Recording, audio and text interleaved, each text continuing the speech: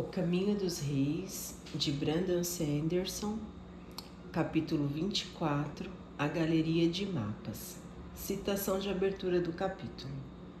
Nada disto invalida as coisas que escrevi aqui. A galeria de mapas do rei equilibrava beleza e funcionalidade. A grande estrutura de pedra transmutada tinha paredes lisas que se fundiam sem emendas no terreno rochoso.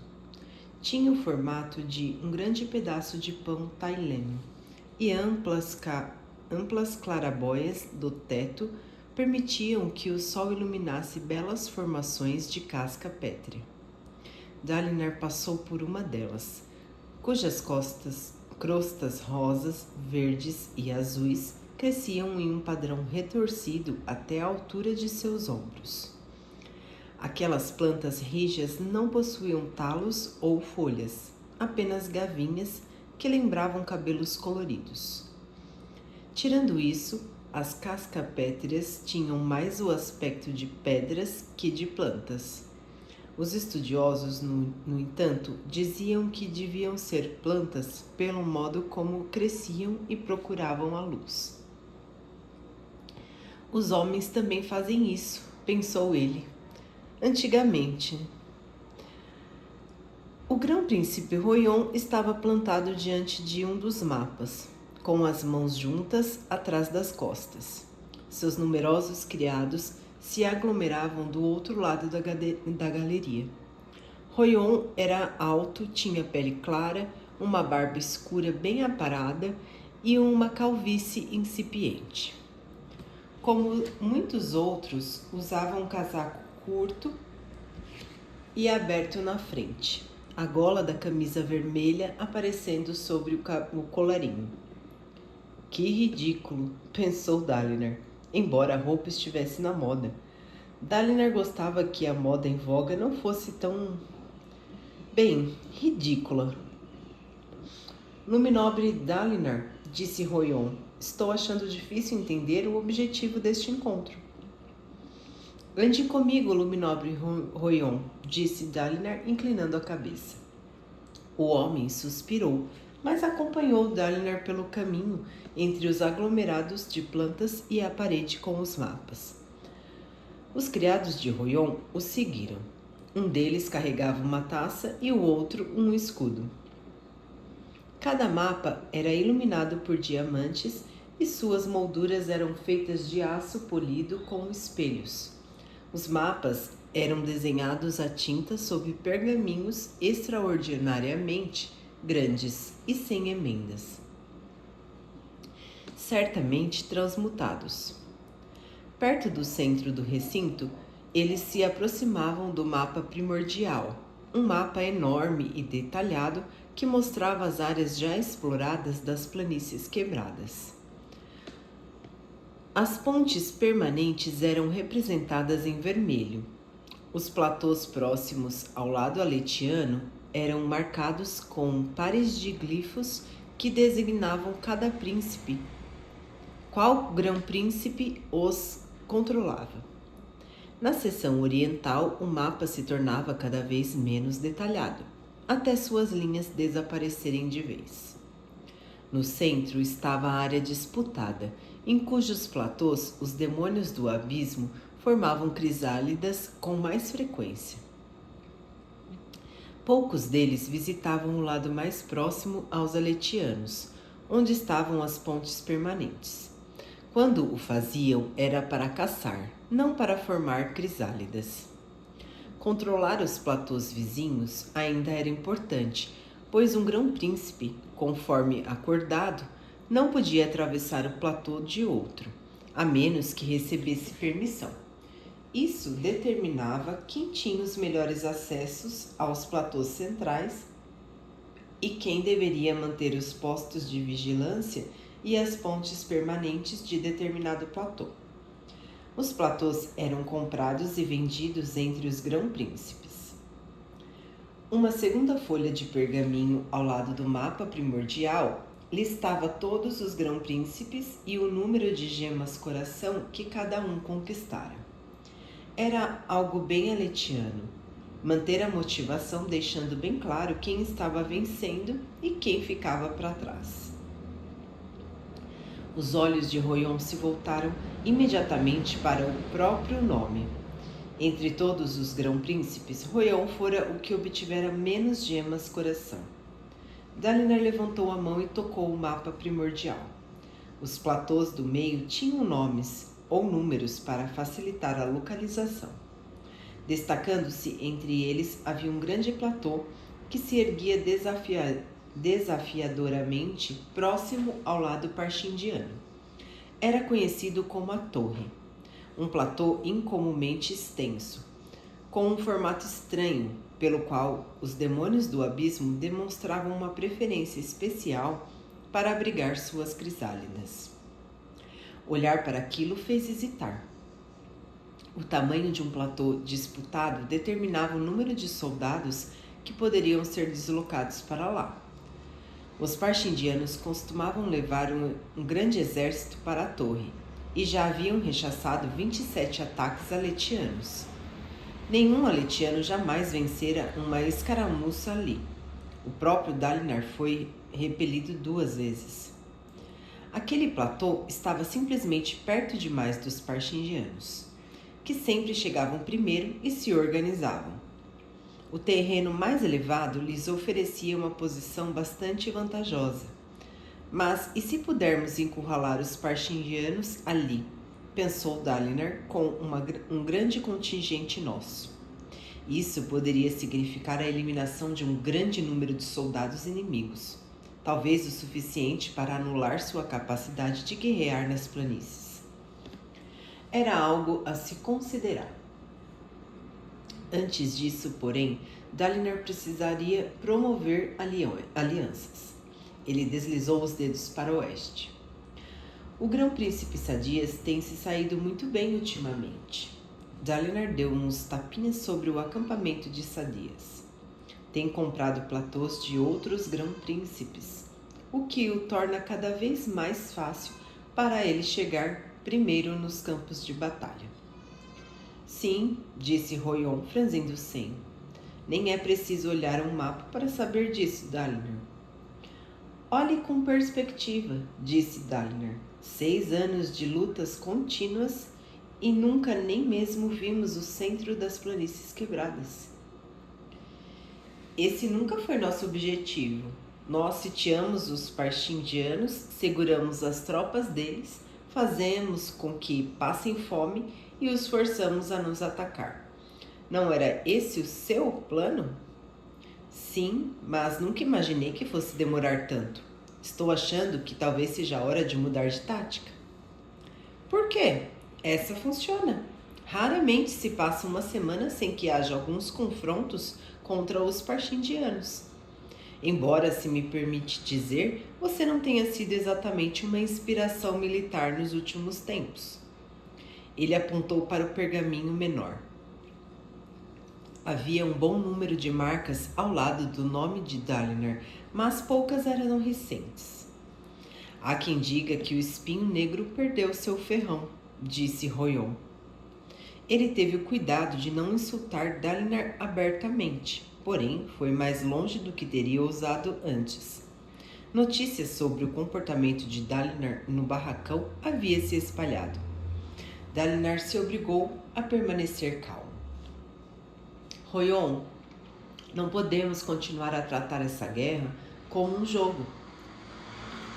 Todas as guerras são um jogo, são jogos do tipo mais grandioso, em que as peças perdidas são vidas de verdade e as peças capturadas são riquezas de verdade. É para isso que os homens existem: lutar, matar e vencer. Ele estava citando o criador de sóis, o último rei aletiano a unir os grão-príncipes. Gavilar outrora reverenciava aquele nome. Talvez, disse Dalinar, mas qual o sentido disso?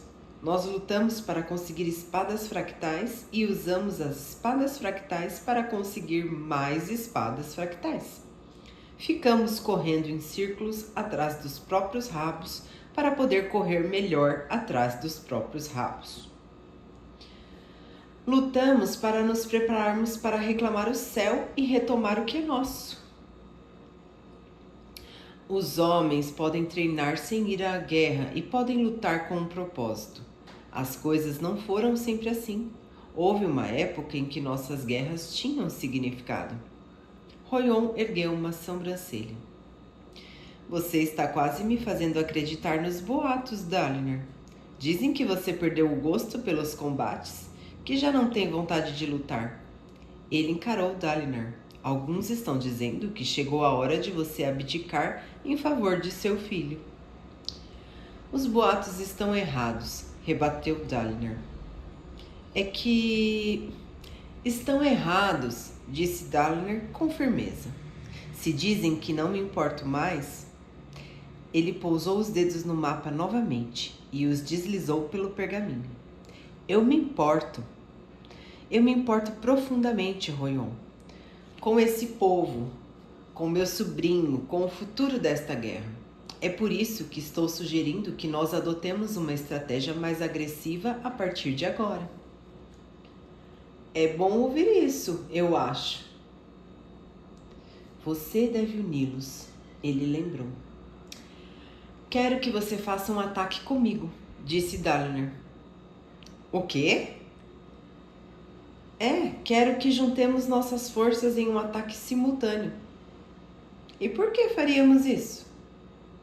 Poderíamos aumentar nossas chances de obter gema coração. Se mais soldados aumentassem minhas chances de vencer, eu apenas levaria mais dos meus. Os platôs são pequenos demais para acolher grandes exércitos. E a mobilidade é mais importante que a simples quantidade. Era um argumento válido. Nas planícies, mais não significava necessariamente melhor. O pouco espaço e a marcha forçada até o campo de batalha transformavam a guerra do modo significativo. O número exato de soldados a serem usados dependia do tamanho do platô e da filosofia marcial dos grão-príncipes. Trabalhar juntos não é só deslocar mais tropas, disse Dalinar. Os exércitos dos grão-príncipes têm diferentes pontos fortes. Eu sou conhecido pela minha infantaria. Você tem os melhores arqueiros. As pontes de Sadias são as mais rápidas. Trabalhando juntos, nós poderíamos tentar novas táticas. Gastamos muitos esforços para chegar aos platôs depressa.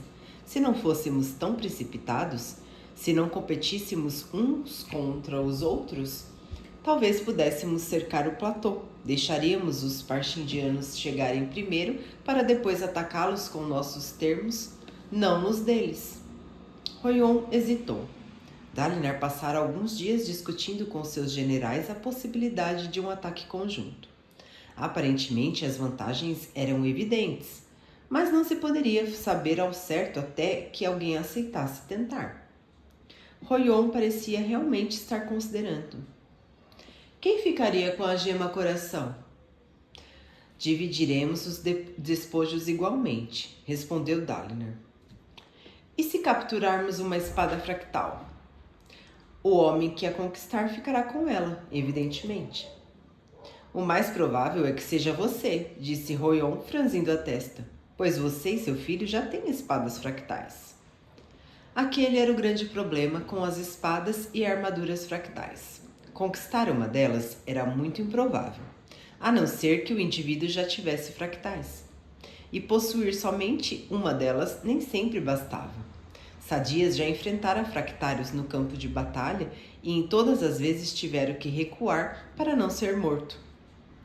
Tenho certeza de que podemos combinar algo mais justo, disse Dalinar por fim. Caso viesse a conquistar fractais, pretendia dá-las a Renarin. Lógico, disse Royon ceticamente. Dalinar respirou fundo, precisava ser mais generoso. E se eu as oferecer a você? Como é? Nós fazemos um ataque combinando nossas forças. Se eu conquistar alguma fractal, você fica com ela, mas eu fico com a seguinte. Royon semicerrou os olhos. Você faria isso? Pela minha honra, Royon.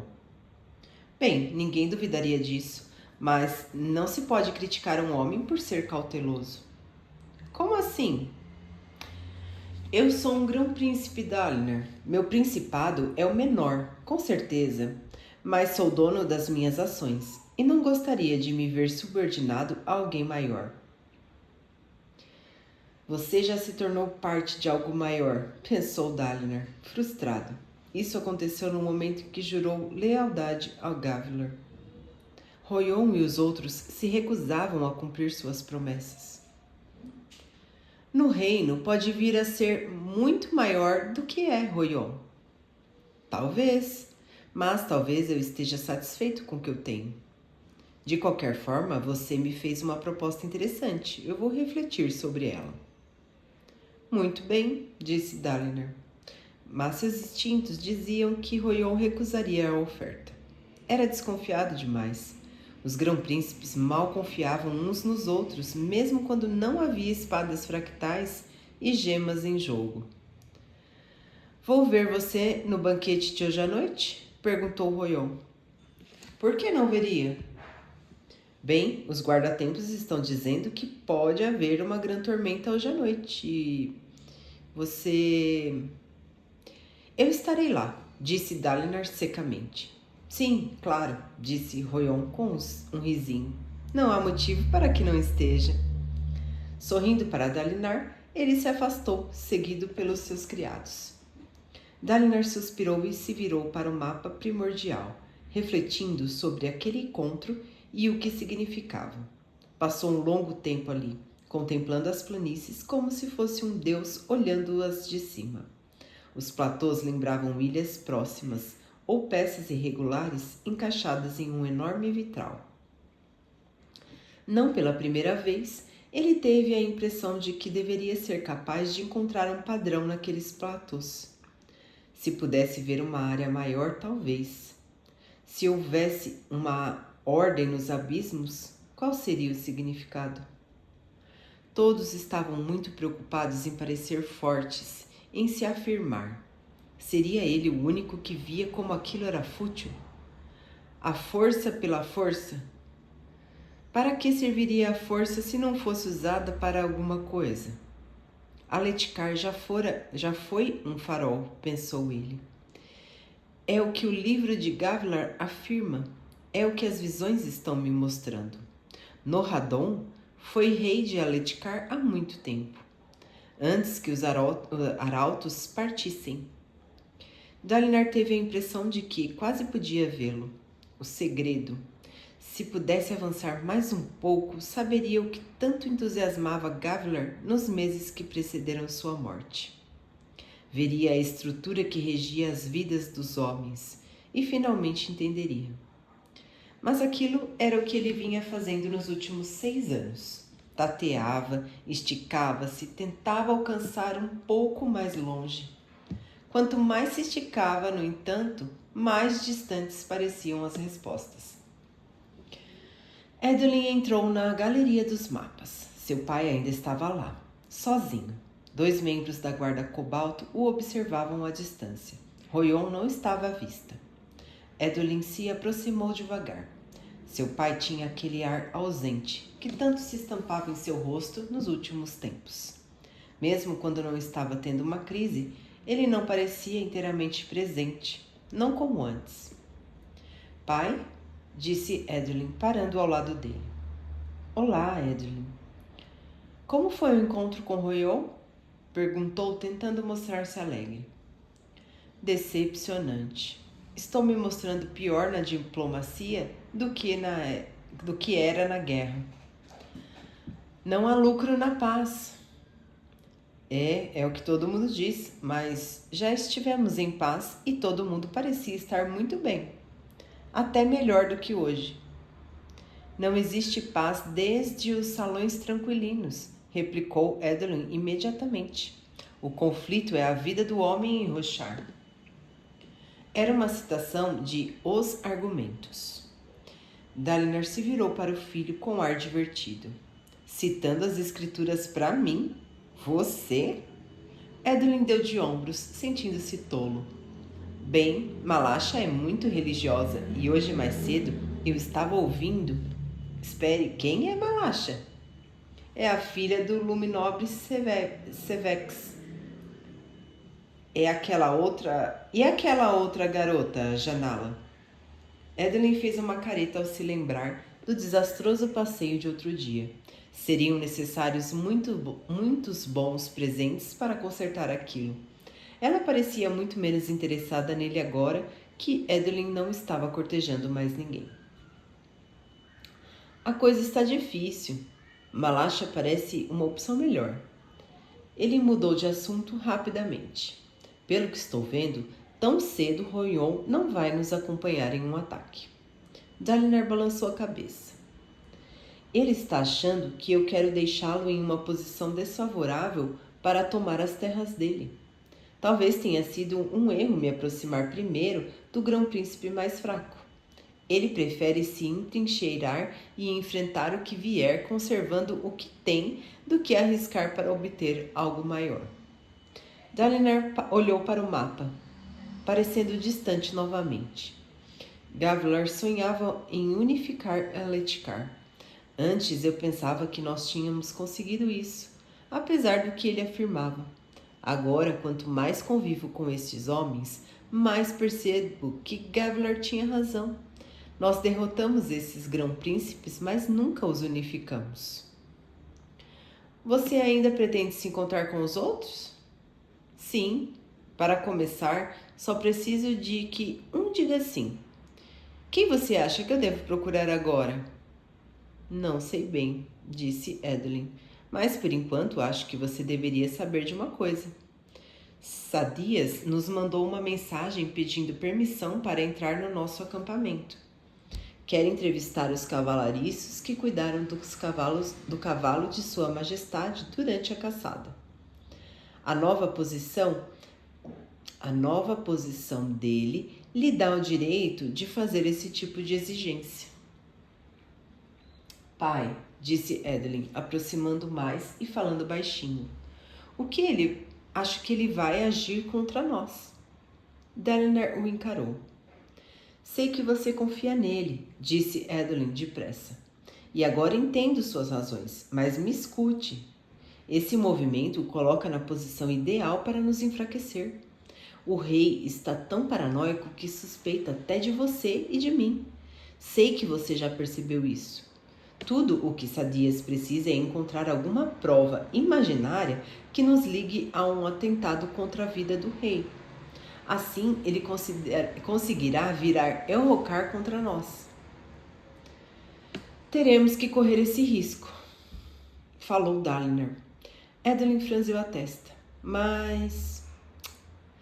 Eu confio em Sadias, filho, disse Dalinar. Mas, mesmo que não confiasse, não poderíamos proibi-lo de entrar no acampamento, nem bloquear a investigação. Não só pareceríamos culpados aos olhos do rei, como também estaríamos negando sua autoridade. Ele balançou a cabeça. Se eu quiser que os outros grão-príncipes me aceitem como seu líder na guerra, tenho que aceitar a autoridade de Sadias como grão-príncipe da informação. Não posso recorrer às antigas tradições para impor minha autoridade, mas negar a Sadias o mesmo direito? Acho que você tem razão, reconheceu Edelyn, mas podemos nos preparar. Não vá me dizer que não está um pouco preocupado. Dalinar hesitou. Talvez. Essa manobra de Sadias é agressiva, mas já me disseram o que fazer. Confie em Sadias, seja forte, haja com honra e a honra o ajudará. Esse é o conselho que recebi. De onde? Dalinar olhou para ele e Edelyn entendeu. Então agora estamos apostando o futuro de nossa casa nessas visões? Disse ele secamente. Eu não diria isso, replicou Dalinar. Se Sadias agir contra nós, eu não vou apenas deixar que ele nos derrube, mas também não vou fazer o primeiro movimento contra ele. Por causa de suas visões, disse Edelyn, cada vez mais frustrado. Pai, você disse que me ouviria a respeito das visões. Por favor, me escute agora. Este não é o local apropriado. O senhor sempre tem uma desculpa. Essa é a 5ª vez que eu tento abordar esse assunto e o senhor sempre se recusa a discuti-lo. Talvez seja porque eu sei o que você vai dizer, disse Dalinar, e sei que não vai adiantar nada. Ou talvez seja porque não quer encarar a verdade, pai. Já basta, Edwin. Não, não basta. Zombam de nós em todos os acampamentos. Nossa autoridade e reputação diminui a cada dia e o senhor se recusa a fazer algo de concreto em relação a isso. Edwin, eu não vou tolerar isso do meu filho. Mas tolera de todos os outros? Por que será, pai? Quando os outros dizem coisas sobre nós, o Senhor permite que falem. Mas quando Renarin ou eu damos o mínimo passo na direção que você considera inapropriada, somos imediatamente censurados. Todos os outros podem falar mentiras, mas eu não posso dizer a verdade? Ou seus filhos significam tão pouco para o Senhor? Dalinar se retraiu como se tivesse sido esbofeteado. O senhor não está bem, pai. Continuou Edwin. Parte dele entendera que fora longe demais, que estava falando demasiado alto, mas ainda assim as palavras explodiam. Temos que parar de pisar em ovos. O senhor precisa parar de inventar explicações cada vez mais irracionais para os seus lapsos. Sei que é difícil de aceitar, mas às vezes as pessoas envelhecem.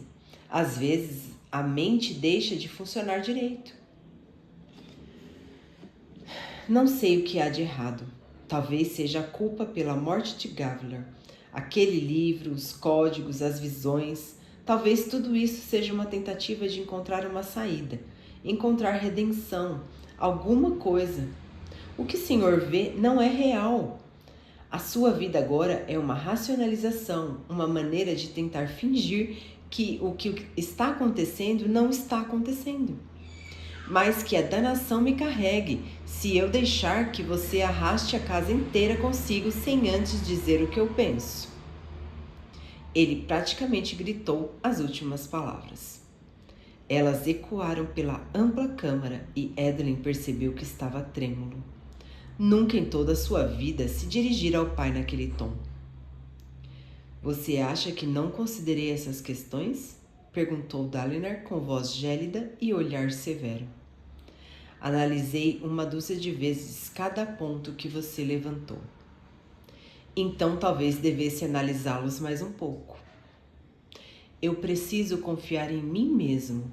As visões estão tentando me mostrar algo importante. Não posso provar ou explicar como sei, mas é verdade. É lógico que o senhor pensa assim, disse Edwin exasperado. Não está vendo? Isso é exatamente o que o senhor deveria pensar. Os homens sempre veem as coisas como querem. Olhe para o rei, ele vê um assassino em cada sombra, e uma correia gasta torna-se uma trama elaborada para matá-lo. Dalinar calou-se novamente. Às vezes as respostas mais simples são as certas, pai. A correia do rei simplesmente se desgastou. E o senhor está vendo coisas que não existem. Sinto muito. Os dois se encararam. Edwin não desviou o olhar. Recusava-se a fazê-lo. Dalinar finalmente deu-lhe as costas. Deixe-me, por favor. Está bem, certo. Não quero que pense sobre isso. Quero que o senhor... Edwin, saia! Edwin trincou os dentes, mas deu as costas e saiu pisando duro. Precisava ser dito, disse a si mesmo enquanto deixava a galeria. Mas isso não fez com que sentisse menos mal por ter sido a pessoa a dizer.